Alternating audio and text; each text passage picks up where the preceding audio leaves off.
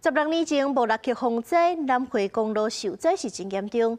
公路局开始赶整修，甲粉块做4线道。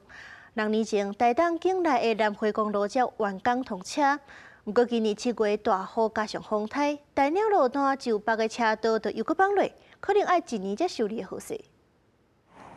用了风台过了后，南回公路413.8公里的所在，嘉丁拿到大鸟路段，公路局台务工务段发现，山平路段上北2线车道出现100公尺长路面崩塌闭开，钢体护栏严重变形，影响行车安全。大鸟社区的居民是讲，这个受损的情形可能是南回公路伫莫拉克风台复建后比较严重的一届，反而搁塌落去，是不是会造成交通中断？从前几年开始，台风之后。 那段路都会塌陷了。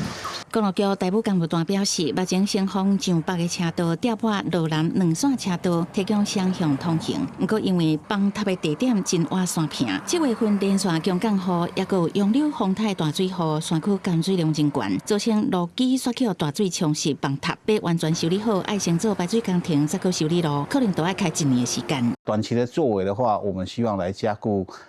南下车道的一个稳定性啊，我们会去根据一个初步的一个监测结果然后来考虑是不是用比较深基础的一个基桩跟一个挡土的设施来恢复它的稳定性啊。南回公路16年前伫莫拉克风台期间破坏严重，节目简单6年前修理好，搁拓宽。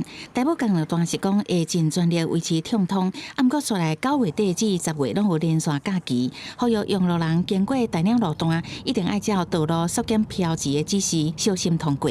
记者采访报道。